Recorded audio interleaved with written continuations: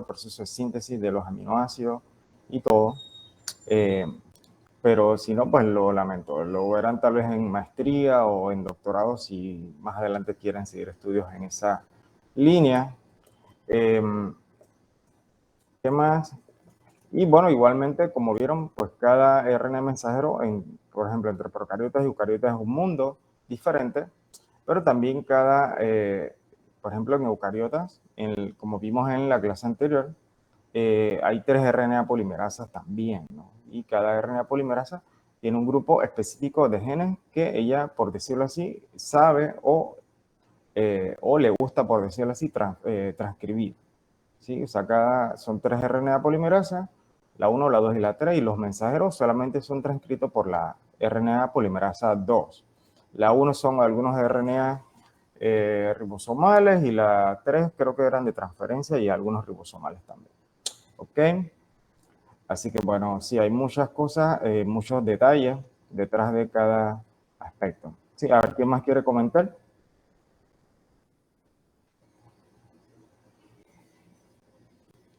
Voy a buscar mi agua que no la tengo por aquí cerca. A ver, estoy aquí escuchando. ¿Quién más quiere comentar de la clase? Por favor.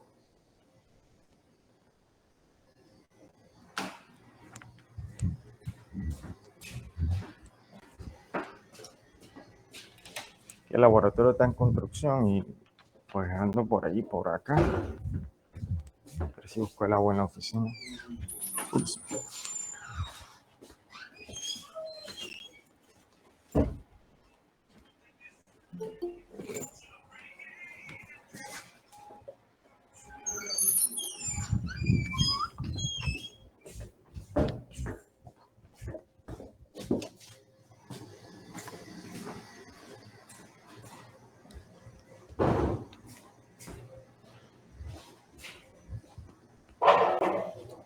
Nadie quiere decir nada. Bueno, me dicen, si no quieren decir nada, nos vamos.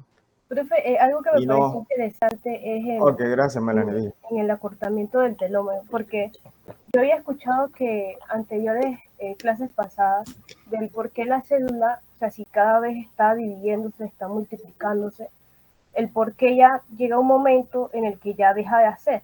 O sea, ¿qué es lo que ocurre de que ya nosotros, o sea, ese proceso ya pierden esa función y no sé si tiene que ver con ese acortamiento del telómero, que me parece que vi que mencionó de que tiene que ver acerca con el envejecimiento.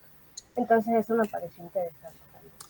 Eso es correcto, Melanie. Pues lo que pasa es que el DNA, ¿verdad? Eso estaba, a ver, ¿en qué diapositiva era? Ya se me olvidó. Por aquí. Aquí, vamos a empezar por aquí, ¿ven? Aquí lo que dice Melanie es muy importante porque nos ayuda a entender por qué, ¿verdad? Cada célula, y desafortunadamente o no, no sabemos, por qué la vida pues tiene fecha de caducidad. ¿Sí? O sea, ¿qué quiere decir eso? Que bueno, todavía no somos inmortales, por lo menos no en el cuerpo físico.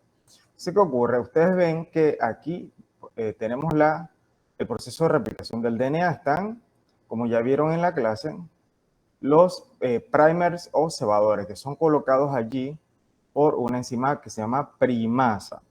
Si la enzima primasa, ella sintetiza un RNA complementario al DNA. ¿Y por qué? Porque, bueno, lo que ocurre es que la DNA polimerasa, ella replica el DNA, pero no sabe dónde empezar o dónde debe ir. Sin embargo, si la enzima primasa coloca en el DNA de cadena sencilla un primer, ¿verdad? O cebador, también se llama primasa o cebadorasa en español, primasa en inglés. Bueno, primasa, bueno, no sé. Ya, es que como el libro está en inglés, ahora no sé cómo es exactamente la traducción, ¿verdad? Pero bueno, no importa. Ya saben que es primasa o cebadorasa, porque le pone el primer o cebador, también se le llama en español. Entonces, aquí lo vemos en color rojo el primer, y eso le indica a la DNA polimerasa que sintetice DNA complementariamente utilizando como molde esta cadena de aquí, ¿verdad? Entonces, esto que vemos aquí en color verde es lo que representaría lo que está sintetizando la DNA polimerasa, ¿sí? Pero ¿qué ocurre? Cuando ya termina el proceso de replicación, ese RNA primer es removido y ya no se puede rellenar ese pedacito que quedó allí. Entonces, ¿qué hace la maquinaria? Bueno, que ese pedacito lo remueve, lo corta y no, ¿verdad? Y se pierde ese pedacito. ¿Ok? Entonces, cada vez que hay replicación del DNA, o sea, ¿y cuándo se requiere replicación del DNA? Por lo general, siempre es cuando la célula va a hacer mitosis. Sí, ya eso, el proceso de mitosis lo vimos aquí antes, así que bueno, no lo vamos a explicar de nuevo, pero ya vimos mitosis aquí, ¿verdad? ¿Cierto?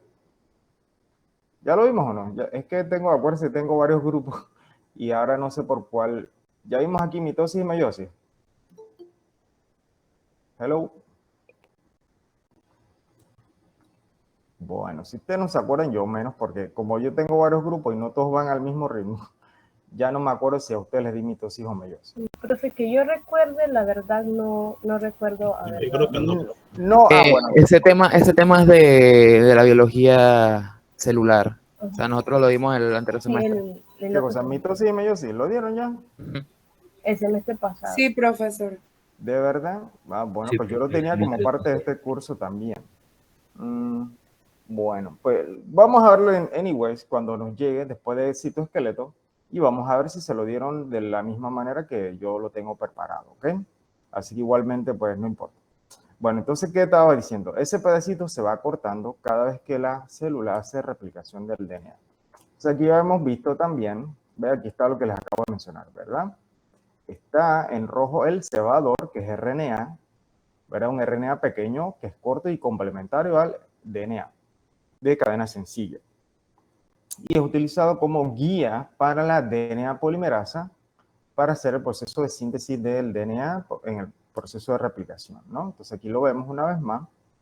Y, ¿verdad? En el caso de la cadena, recuerden que hay una cadena líder y una cadena rezagada o retrasada. O sea, la retrasada, pues el proceso no es tan eficiente y para que, ¿verdad? Ayudar a la enzima a que cuando ella pierda la procesividad, o sea, que pierda la capacidad de seguir sintetizando o se caiga, por decirlo así, de la cadena, del proceso de síntesis, pues se le agrega muchos fragmentos de primers que entonces ella comienza a sintetizar, como ven aquí, lo que se llama los fragmentos de Okazaki. ¿Sí? Cada uno de estos pedacitos es un fragmento de Okazaki. ¿Ok? Entonces, ¿qué más tenemos aquí? Entonces, estos son los telómeros, que son los extremos de los cromosomas. O sea, cada cromosoma es una sola molécula de DNA lineal. ¿Ok? Nada más que está súper compactada o súper condensada, también se le llama. ¿Sí? Entonces, esos extremos, lo que les ocurre es que en efecto, mira, aquí está el proceso de replicación del DNA y cuando el último primer en el último extremo, o sea, en el telómero, que es el extremo del cromosoma, que sería el extremo de esa molécula de DNA, ese primer, mira, es reemplazado los diferentes primers. Mira, este primer de aquí se puede reemplazar porque luego viene otra enzima que es la DNA polimerasa 1 que va a reemplazar todos estos fragmentos del RNA primer o cebador. Sí, entonces, ¿qué ocurre? Al final, mira, queda este extremo que no se puede reparar y es removido y pues sufre acortamiento de telómero. Cuando esto vuelve y se replica, vuelve y pasa lo mismo y se va acortando y acortando y acortando, ¿ok? Cada vez se van volviendo más corta, más corta y más corta, hasta que ya llega un límite que ya no se puede recortar más, porque si se sigue recortando podría perder digamos, genes funcionalmente importantes para las células. Y pues eso podría llevarla a la muerte, digamos, prematura. Entonces, ¿qué ocurre con estas células que ya han acortado demasiado sus telómeros? Es que ellas no entran más en replicación, sino que entran en un proceso que se llama senescencia replicativa. ¿Sí? La senescencia replicativa es como un estado en que la célula dice, ok, ya no me atrevo a, por decirlo así, ok, ya no me atrevo a dividirme más, porque si me vuelvo a dividir me puedo, ¿verdad?, perder genes importantes. Y puede entonces, lo que ya hace es que ya no se divide, pero se queda entonces en estado como de zombie, que ya no se replica, no se renueva y pues comienza como a deteriorarse. Entonces eso es senescencia celular, que en el caso de la senescencia causada por acortamiento de telómeros, porque hay varias causas que se pueden asociar a la senescencia celular, ¿sí? Y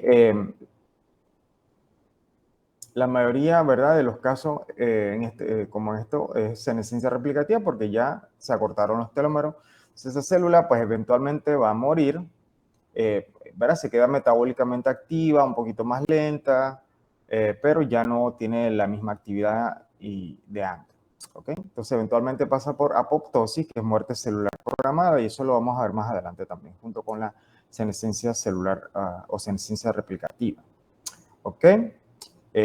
Y bueno, eso es básicamente la fecha de caducidad que tienen las células. En este caso, las células eucariotas, que son, ¿verdad?, de organismos multicelulares. Los organismos unicelulares, pues ellos sí sintetizan una enzima que es esta de aquí, se llama telomerasa.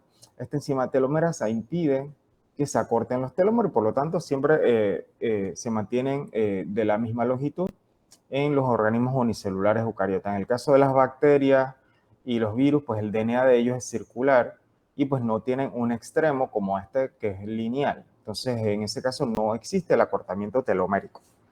¿Ok? Y pues se permite, por decirlo así, el proceso de replicación indefinida forever and ever. ¿Ok?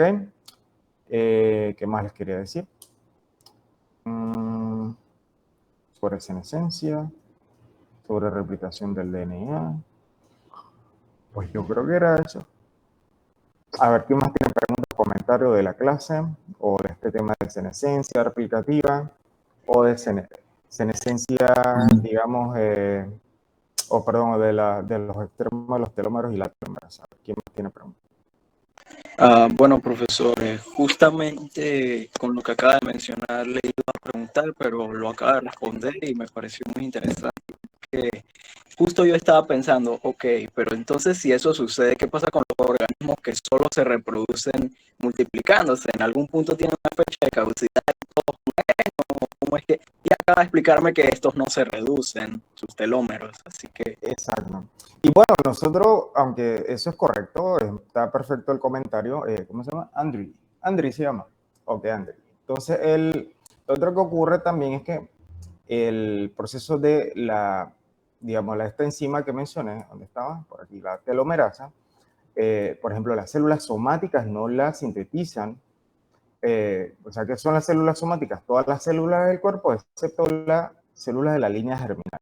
Y la línea germinal, como ya saben, son las gónadas, que son los óvulos, perdón, los óvulos no, los ovarios que producen óvulos y los testículos que producen espermatozoides. Esas células sí producen telomerasa y gracias a eso la especie no se extingue. Si no, imagínense cada vez que se produce un espermatozoide o un óvulo, si se cortaran los telómeros, pues ya la especie no existiría. ¿Ok? Eso por un lado. Ahora, por el otro lado, también está el caso extremo de alguna célula somática que puede producir telomerasa, que es el caso de la célula de cáncer. Sí, la célula de cáncer se considera células inmortales porque ellas, aunque por ejemplo, han llegado a un punto que han podido tal vez acortar sus telómeros, de alguna manera han podido escapar del proceso de senescencia replicativa.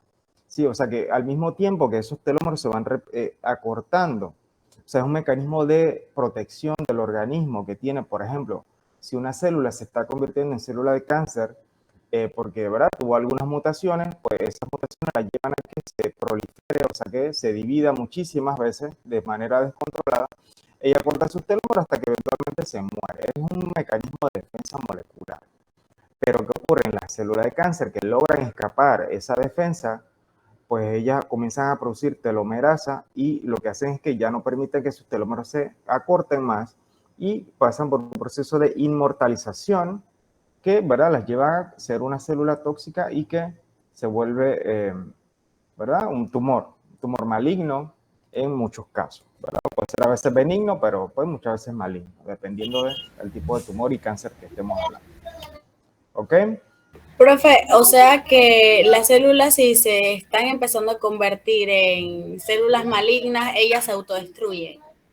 Correcto. Esa es la idea del mecanismo de acortamiento de los telómeros. ¿Sí? Es como un mecanismo de protección. Bueno, no es que, bueno, funciona como un mecanismo de protección en caso de que una célula se esté volviendo cancerígena. Así que tal vez muchas células de cáncer se mueren cuando, ¿verdad?, llegan a ese punto de que se le acortaron los telómeros. y que no lograron producir telomerasa y no lograron escapar de la senescencia replicativa. ¿Ok?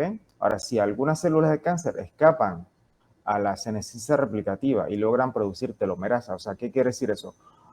Logran reactivar el gen de la telomerasa. ¿Por qué? Porque, bueno, el gen de la telomerasa pues está en nuestro genoma, nada más que normalmente está apagado, excepto en las células de las gónadas. La telomerasa también es un gen, ¿verdad? Es una enzima, ¿verdad? Que normalmente está activa en etapas embrionarias, ¿sí? Por eso es que las células madre y las células madre, bueno, hay varios tipos de células madre, como ya vimos aquí, células madres embrionarias, células madres adultas y células madres pluripotentes inducidas, todas ellas tienen los genes de telomerasa activos, lo cual pues les impide que se acorten sus telómeros, ¿ok? Pero en el caso de la célula de cáncer, pues también comienza a producir telomerasa, reactiva esos genes que normalmente estarían apagados, ¿ok?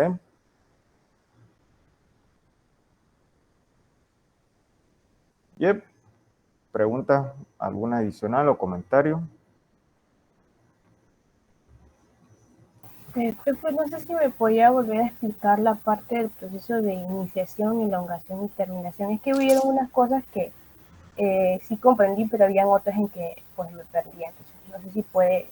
¿Pero iniciación de qué? ¿De la replicación o de la traducción o de qué? De la replicación. Replicación del DNA. Ok, por aquí estamos. Pues, dígame. Estamos aquí, bueno, estos conceptos generales de lo que es el proceso bidireccional de la replicación del DNA, ¿verdad? Y aquí lo que vemos es, perdón, la maquinaria de replicación que se mueve bidireccionalmente y que va a estar, ¿verdad? Trabajando de manera simultánea. Y aquí verá cómo se está creciendo la cadena polipeptídica, la cadena polinucleotídica del DNA mientras se va sintetizando nucleótido por nucleótido, utilizando como molde una de las hebras del DNA. Sí, recuerden que aquí solamente estamos mostrando un nucleótido. Sin embargo, recuerden que esto está ocurriendo a una velocidad de aproximadamente 1000 nucleótidos por segundo. Sí, eso es lo que se ha calculado que la DNA polimerasa aproximadamente 1000 nucleótidos por segundo los va sintetizando, ¿verdad? Mientras se lleva a cabo el proceso de síntesis del DNA, ¿ok?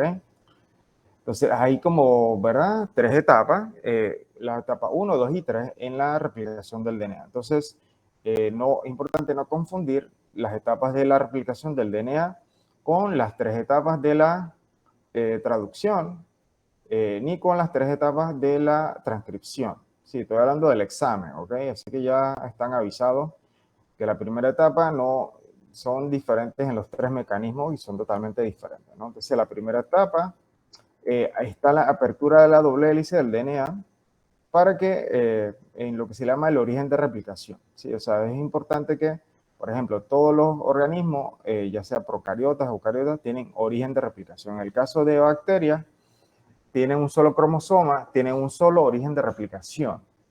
¿Ok?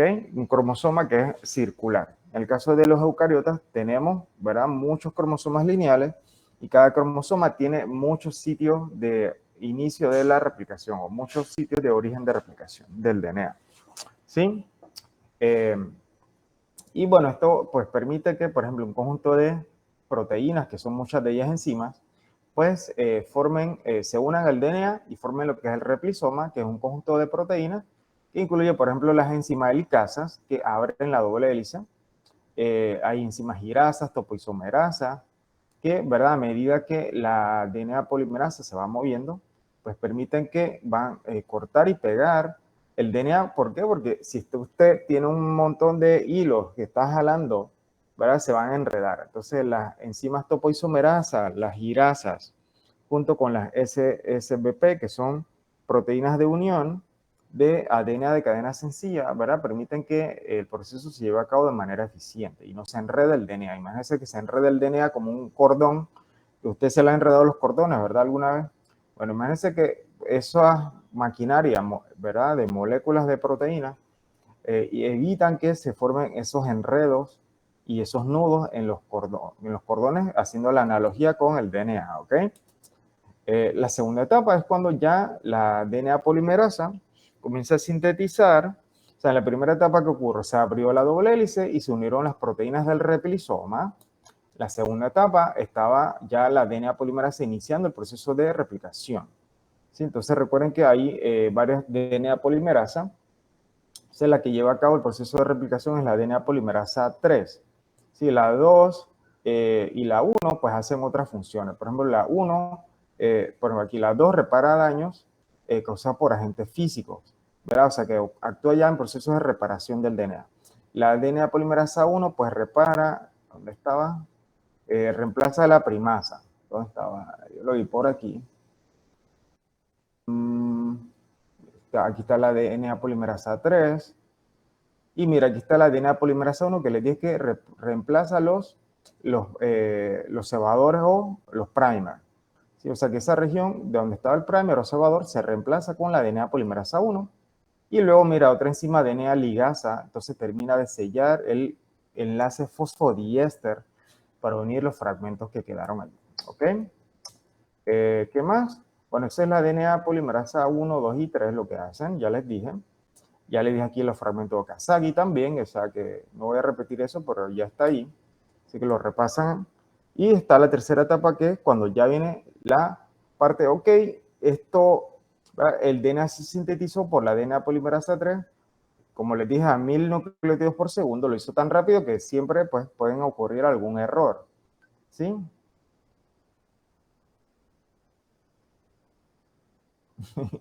Espérame, que me enviaron algo aquí.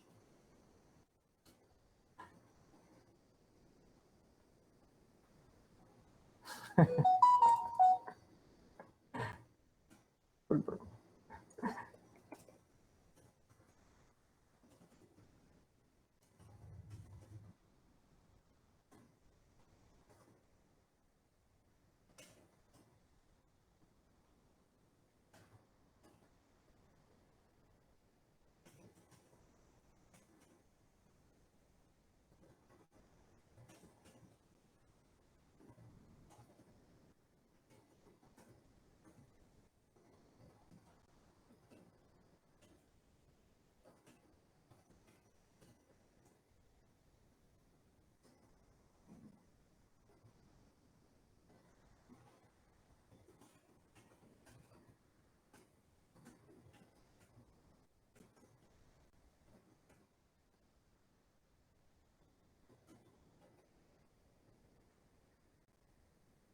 Un momentito, disculpen.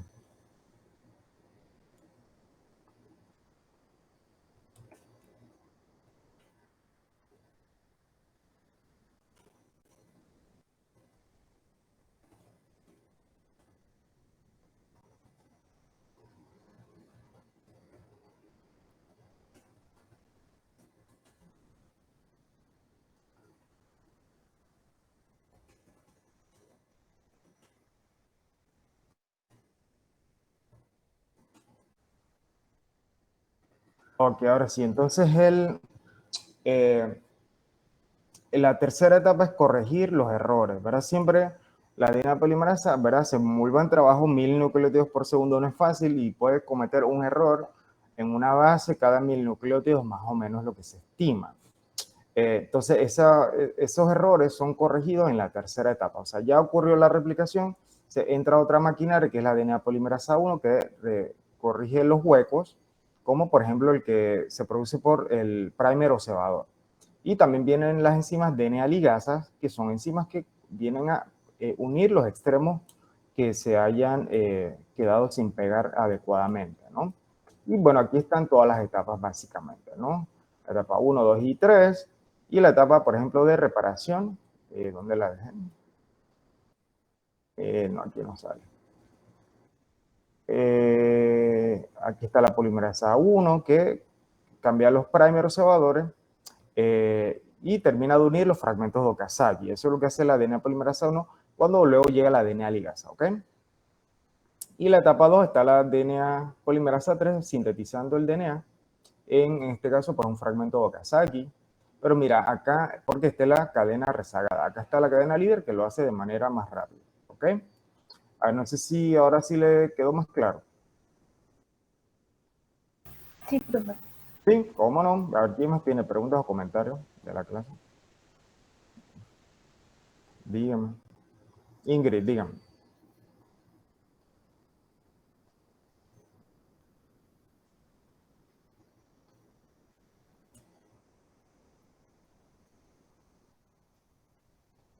Ah, sí, sí,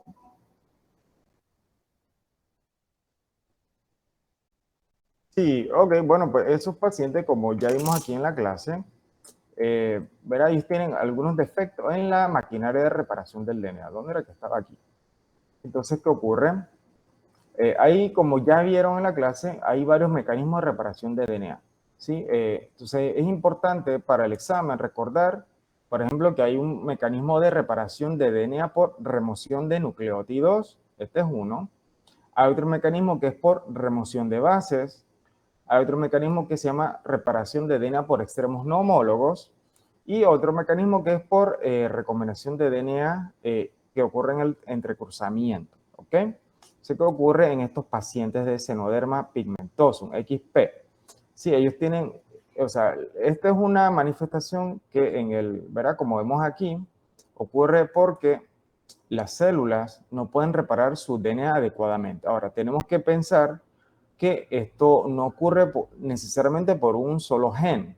O sea, puede ser que, por ejemplo, hay un daño o una mutación, mejor dicho, en alguna de los genes que reparan el DNA. O sea, imagínate que el DNA, ¿verdad? Necesita ser reparado por enzimas que son proteínas, que son codificadas por un gen, ¿verdad? Ese gen tiene que hacer un RNA mensajero, hacer una proteína, que es una enzima, y luego a reparar el DNA. Entonces, si la enzima, o sea, mejor dicho, si el gen que repara, que produce la enzima que repara el DNA está mutado, pues eso es un big problem, ¿ok? Sí, eso es como Houston, we got a problem, ¿ok? Entonces, es un gran problema para estas personas que tienen mutaciones en alguna de las enzimas, ¿verdad? Que se reparan el DNA.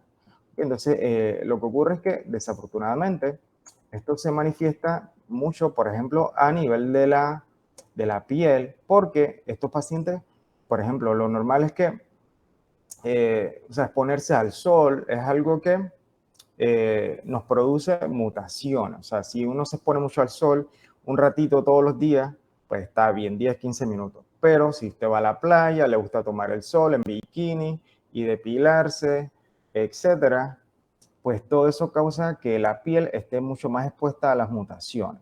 Y a pesar de eso, pues no nos damos cuenta de los posibles daños al DNA, porque la maquinaria del DNA lo va reparando, ¿sí? Pero ¿qué ocurre con estos pacientes que tienen los genes de la reparación del DNA mutado? Puede ser cualquier gen que participa en la reparación del DNA. O sea que esto es solo un fenotipo. Si vemos un fenotipo, una fenocopia también se le llama, porque pueden ser diferentes genes. Entonces aquí este niño pues se ha expuesto al sol y como tiene una mutación en alguno de los genes que reparan el DNA, pues esto le causa cáncer de la piel. ¿Sí? ¿Por qué sabemos que es cáncer de la piel? Bueno, porque, por ejemplo, en melanoma, que es un tipo de cáncer de piel, sabemos que empieza siempre con un lunar que cambia de forma y cambia de tamaño y va creciendo y creciendo, ¿sí? Entonces, en esos casos, pues es obvio que este niño pues tiene una mutación que, bueno, obviamente se la habrá caracterizado ya molecularmente, pero al exponerse al sol, ¿verdad? El sol causa, ¿verdad? Tiene luz ultravioleta que es radiación, y esa radiación causa mutaciones que no pueden ser reparadas porque tiene defectos en la máquina de replicación. Por lo tanto, lo que ocurre es que se forman estos pequeños inicios de tumores de posibles melanomas o algún otro tipo de cáncer de piel. Y lo sabemos que por exposición al sol, porque, por ejemplo, debajo del cuello, que es un área donde hay menos exposición al sol, pues este niño no tiene tantos tumores como los que se observan en el resto de la piel, donde hay mayor exposición. Escuché como un regusto, espero Profe, que no sean manifestaciones en la UPA. profe, si la Dígame. reparación la hace el DNA y todo el trabajo lo hace el DNA y es el que hace que se reproduzca todo eso, y ya que el DNA es el que lleva el material genético y lo que va de generación en generación, ¿eso también se transmitiría a sus descendientes o solamente sería propio del sujeto? Ajá, bueno, eso va a depender, por ejemplo, Como él es un niñito, pues no se va a reproducir, ¿no? Entonces, habría que ver ese niño, no, bueno, no me sé la historia del niño este, pero, o sea, si a un Sí, niño profe, ya... pero si sería un adulto, Bueno, pero déjame terminar.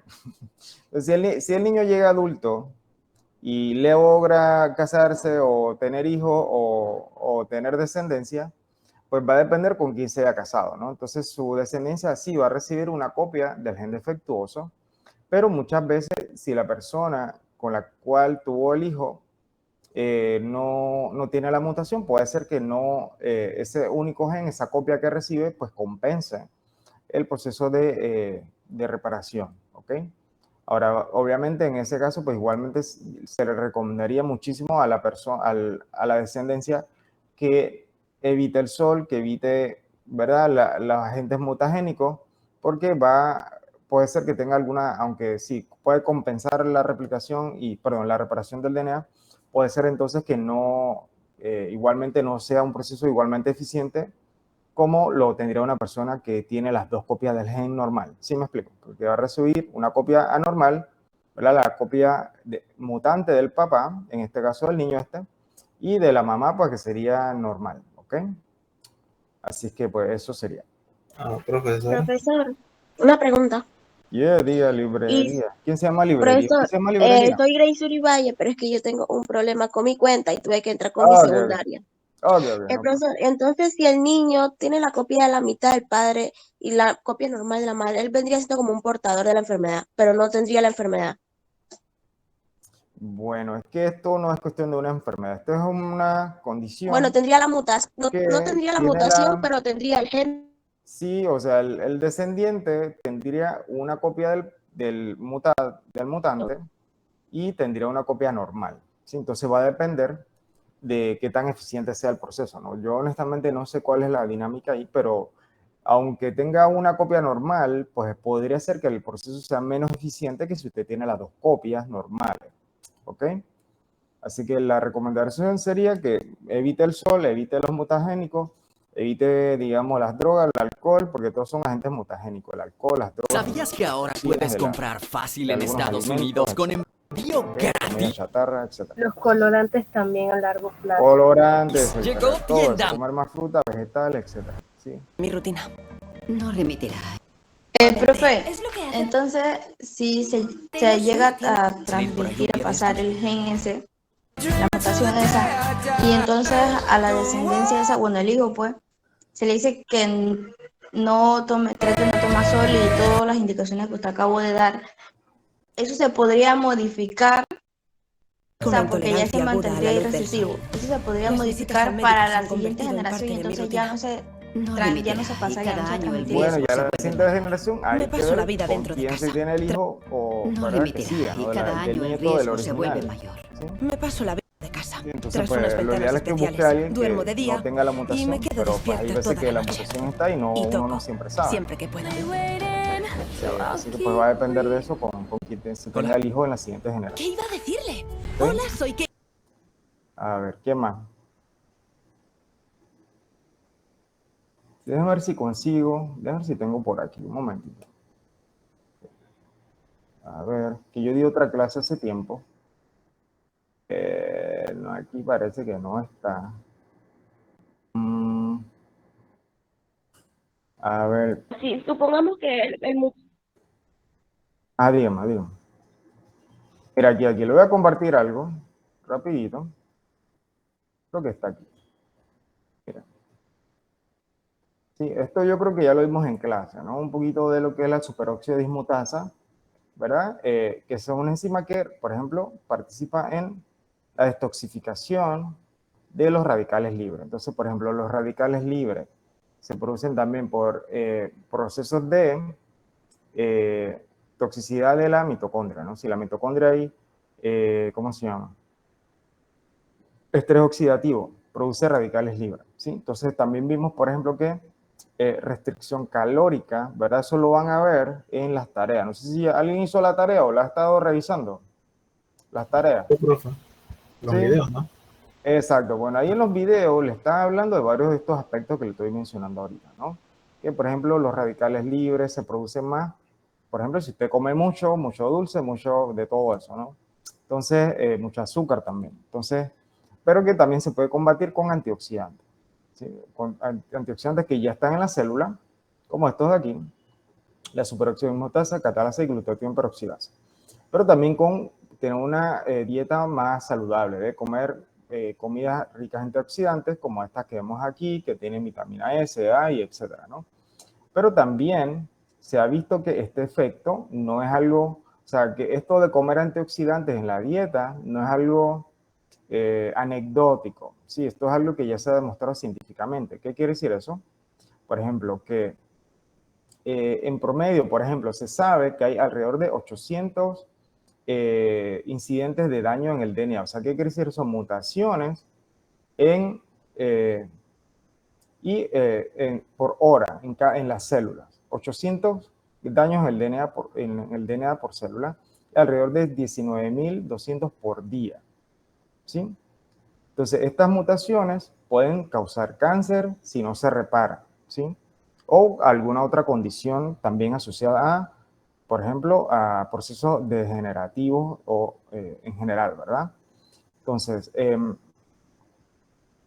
se ha observado también, por ejemplo, en estudios genéticos de gemelos. ¿Qué quiere decir eso? Pues dos gemelos se les estudió su capacidad de reparar el DNA y se ha observado que en efecto ellos tienen, o sea, la capacidad de reparar nuestro DNA es algo heredable. O sea que, por ejemplo, usted tiene algunas condiciones que, por ejemplo, o una capacidad de reparar su DNA, que no es la misma que su amigo, su compañero o alguien que usted conoce, ¿no? Sí, pero que sí se sabe que, por ejemplo, por estudios de gemelos, que tienen capacidad similar de heredar el DNA, o sea, de heredar su capacidad de reparar el DNA. ¿Sí? Entonces, todos tenemos diferencias en nuestra capacidad de reparar el DNA, ¿sí? Que es un efecto heredable, pero que incluso si usted tiene, o sea, ¿qué quiere decir? O sea, que aproximadamente entre el 40 y el 75% de nuestra capacidad de reparar el DNA tiene un factor genético que es heredable, pero que el resto, o sea, the rest being attributed to environmental and lifestyle factors. O sea, que, por ejemplo, esta capacidad de reparar el DNA puede ser mejorada teniendo, ¿verdad? Factores de riesgo bajo, como por ejemplo el ambiente, o sea, cómo llevamos nuestro estilo de vida, tenemos comiendo saludable, comiendo más fruta, más vegetales porque tienen antioxidantes, no bebiendo alcohol, no con las drogas, porque imagínense si esta es la cantidad de daños en el DNA que tenemos por día en la célula, y encima de eso le metemos alcohol, cigarrillos, drogas, etcétera, no hacemos ejercicio, comida chatarra, pues imagínate, pues no estamos ayudando a la célula a reparar el DNA, sino que la estamos, pues básicamente, pues, perjudicando más de lo que podríamos, ¿no? Así que bueno, le pueden tomar foto, ¿verdad? Le pueden tomar una, a mí se me olvidó, bueno, lo que pasa es que no he actualizado la clase, tengo que ver si la actualizo, para incluir estos temas en la parte de reparación del DNA, ¿sí? Pasa que esto yo lo grabé en la pandemia y fue medio rápido y no pude incluir todo. Así que le pueden tomar foto a esto, una captura de pantalla, a esto aquí, a esto de aquí también, ¿sí? Y ya lo hicieron, me voy moviendo, ¿ok? Y a esto de acá también. Está en inglés, pero bueno, ya le acabo de traducir, ¿ok? Y bueno, y si no saben, pues lo pueden buscar en Google Translate y ahí lo pueden traducir también. Y ahí está la fuente original. Profe, ¿puede regresar a la primera, por favor? Aquí. A esa.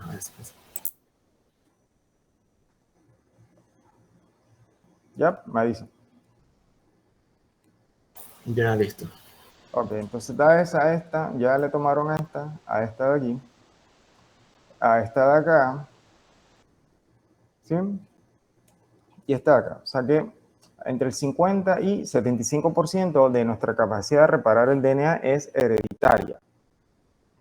Y el resto, o sea, entre el 25 y el 50% de la capacidad de reparar el DNA puede ser mejorada por los factores ambientales, o sea, nuestros estilos de vida. ¿Sí? Así que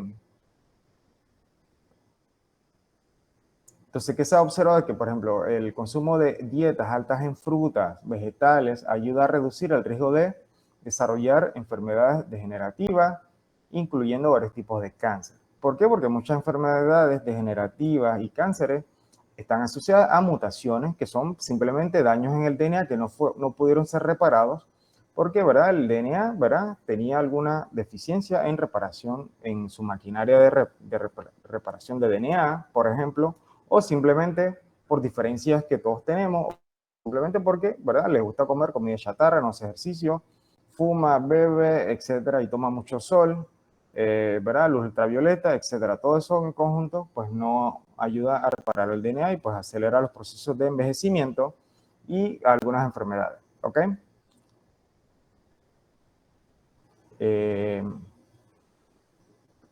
Y bueno, aquí también se observan, ¿no?, las diferencias, por ejemplo, en micronutrientes, como en dietas basadas en plantas y cómo tienen un efecto preventivo de los cánceres y algunas enfermedades, ¿no?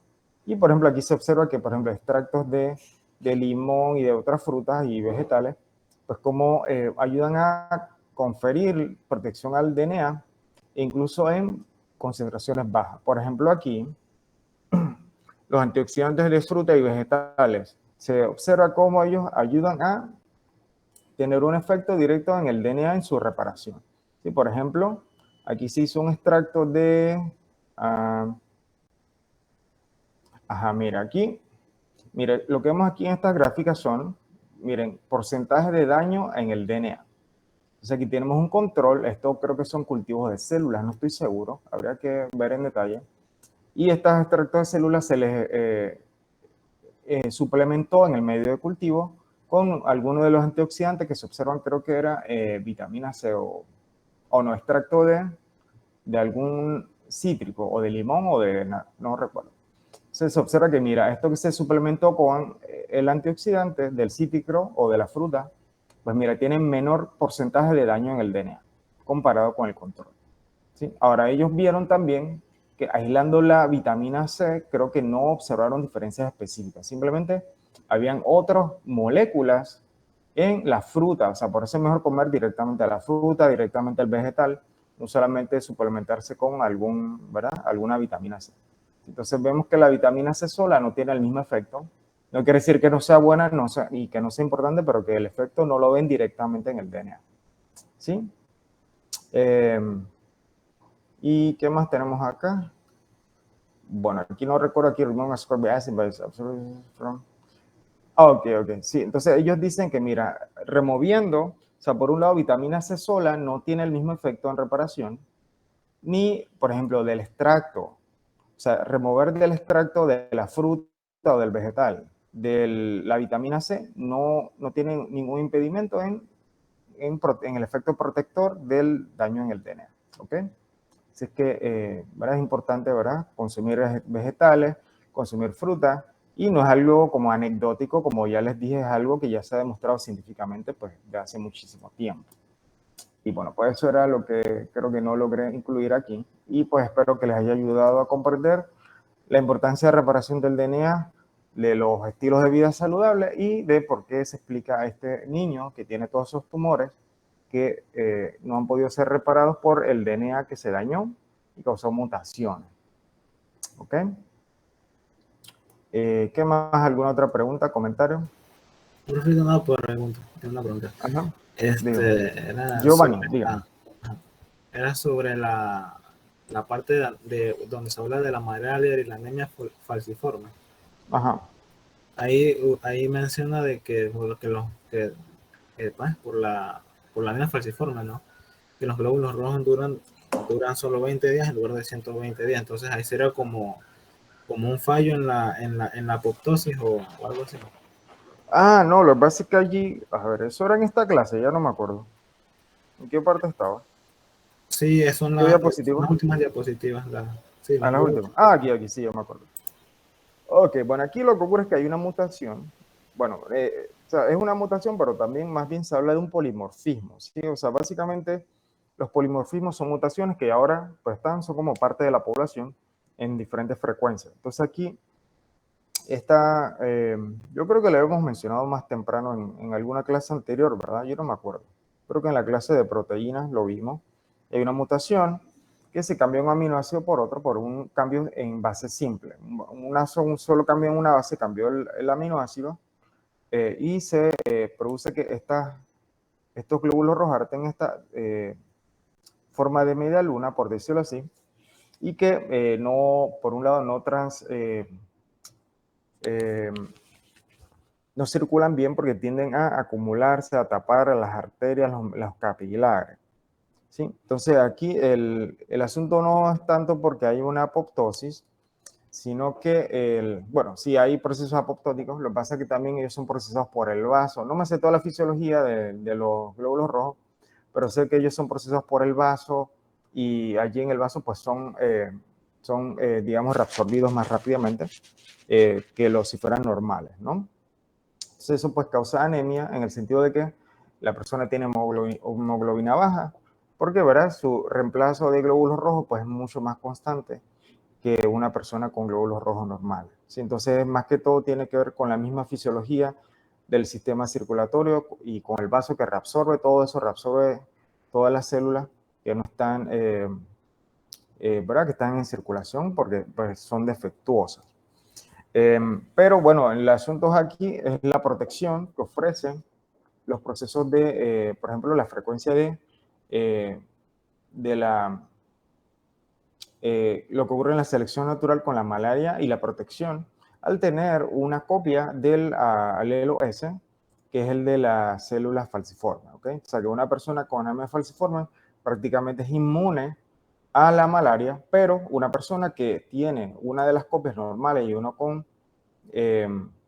falciforme, pues sí tiene protección, pero no le da tampoco la enfermedad. O sea que esto compensa y al mismo tiempo protege. Compensa de la anemia falciforme y también protege al mismo tiempo de la malaria. O sea que es algo bien interesante. ¿Ok? Entonces, aquí no traje los detalles de la mutación de la anemia falciforme, pero creo que lo habíamos mencionado en una clase anterior, si no recuerdo mal. Así que si lo puede revisar, lo puede buscar y cualquier otra duda que le surja me dice. O lo busca en Google también. En Google pues sabe más que yo. Sí, no sé, ¿la respondí, Giovanni? Sí, profe, sí. Gracias. Ok, listo. ¿Cómo no?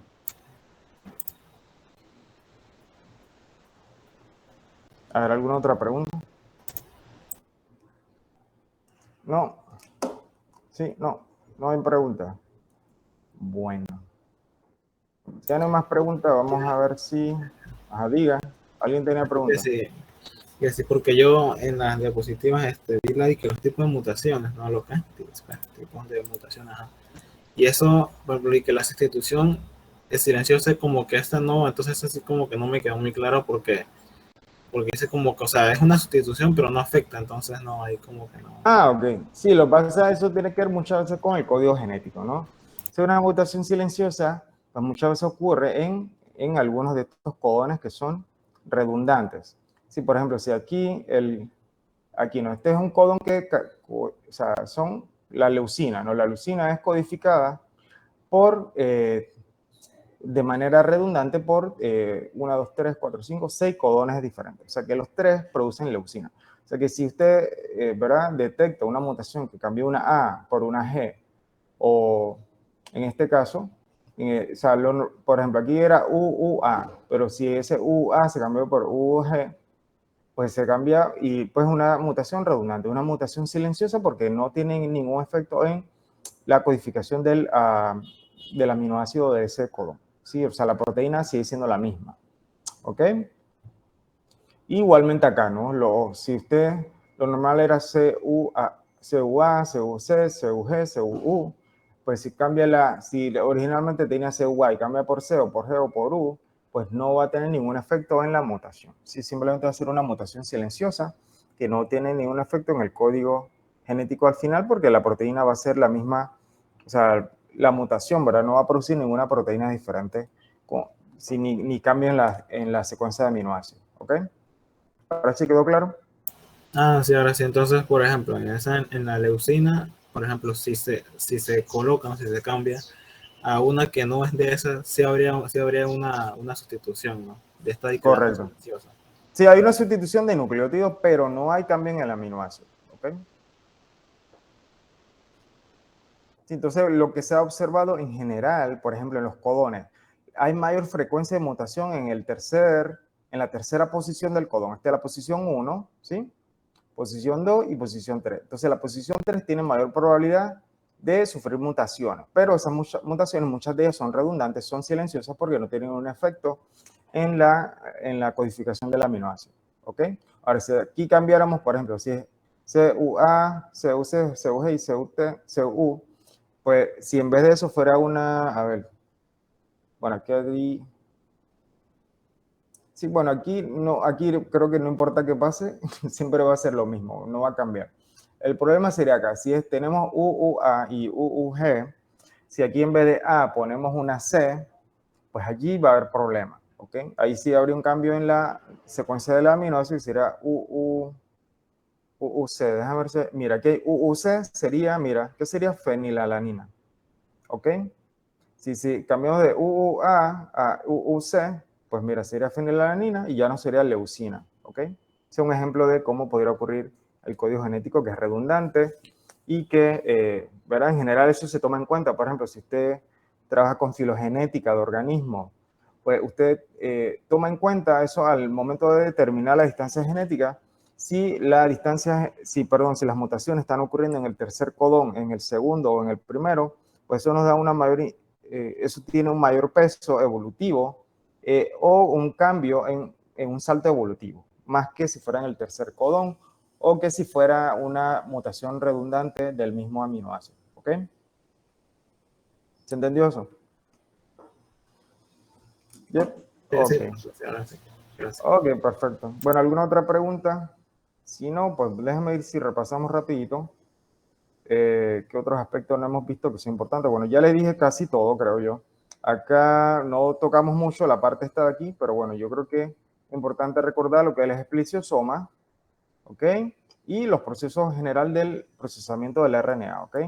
También recordar la estructura, que hay diferencia en el RNA mensajero eucariota que vemos aquí abajo versus el procariota que está aquí arriba, que ¿verdad? Son policistrónicos los procariotas y los eucariotas pues tienen una estructura más compleja con un 5' cap, 5' TR, una región codificante que empieza con metionina, siempre es auge el codón de iniciación y stop, un codón de parada que es UGA, y UAG y el 3' UTR, que es una región no codificante y la cola de polia.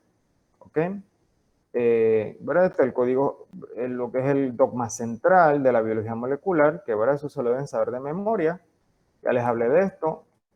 El proceso de traducción, también muy importante recordar qué hace el sitio A, el sitio P, el sitio E, qué hace cada sitio, qué ocurre en cada sitio, y las diferencias entre los ribosomas procariotas y eucariotas. ¿Ok? Que eso nos permite diseñar, por ejemplo, antibióticos específicos para procariotas que no nos afectan a los eucariotas. Ya les expliqué, bueno, esto no lo he explicado, pero es importante recordar que hay 3 etapas de la traducción, que es iniciación, elongación y terminación. No confundir lo que ocurre en cada una, ni en las 3 etapas de replicación, ni en las 3 etapas de transcripción, ¿ok? Y, ¿verdad? Más o menos recordar lo que ocurre en cada etapa de iniciación, la elongación y la terminación, qué ocurre en cada etapa, quiénes son las moléculas que participan, ¿ok? Y luego lo que es el proceso de modificación posttraduccional y también cómo las proteínas de secreción son sintetizadas en el retículo endoplasmático rugoso y cómo todas las proteínas empiezan a sintetizarse en el citosol, o sea, en el citoplasma, y luego algunas son sintetizadas en el retículo endoplasmático y cómo es este mecanismo que está PRS, que coge, ¿verdad? Toda la maquinaria que está traduciendo, la trasloca a la superficie del retículo endoplasmático y cómo, ¿verdad? Termina la traducción acá. ¿Ok? ¿Verdad? Los microRNA, importante recordarlo, cómo son tan importantes para todos estos procesos de traducción y también el control de la expresión génica post-transcripcional. El control de la calidad de las proteínas que ocurre por medio del proteosoma, ¿verdad? Las proteínas que no cumplen el control de calidad se envían al proteosoma y son degradadas. Este es un resumen de todo el proceso y luego el proceso de cómo se descubrió que el DNA es el material genético en el experimento de Hershey Chase, que de ahí les voy a hacer una pregunta también, de Hershey Chase, y lo que es el principio de Chargaff. Es importante entenderlo bien para hacerle alguna pregunta. Por ejemplo, si yo les digo, ok, este es un organismo que tiene tal cantidad de adenina, ¿cuánto debería tener de guanosina, citosina y timina? Y también cómo esto conecta, por ejemplo, con el modelo de la doble hélice del DNA de Watson y Crick, y cómo esto les ayudó a ellos a deducir que adenina va con timina y citosina va con guanina, ¿sí? O sea que, por ejemplo, aquí en el principio de Chargaff, él observó que siempre había similar proporción de adenina con timina, ¿sí? O sea, alrededor de, digamos, 24% adenina y 24% timina en este organismo de coli, y 26% de guanina y 26% de citosina. Y eso hoy sabemos, ¿verdad? En ese tiempo él no sabía qué significaba eso, pero hoy sabemos que es por la complementariedad de las bases que siempre se mantiene esa proporción y que eso le ayudó a Watson y Crick. O sea, no quiere decir, por ejemplo, que todos los organismos tienen igual de adenina, igual cantidad de adenina o timina, sino que varía, pero dentro de un organismo siempre se mantiene la misma proporción de adenina con timina y de citosina con guanina, y que tiene que ver con el principio de complementariedad de las bases de Watson y Crick. ¿Ok? Y la replicación semiconservativa del DNA. Bueno, que fue por Messen-Solieftal, así que de ahí les haré alguna pequeña preguntita también. Ok, bueno, pues eso era la clase. ¿Alguna otra pregunta de lo que se habló ahora? Que hable así rapidito.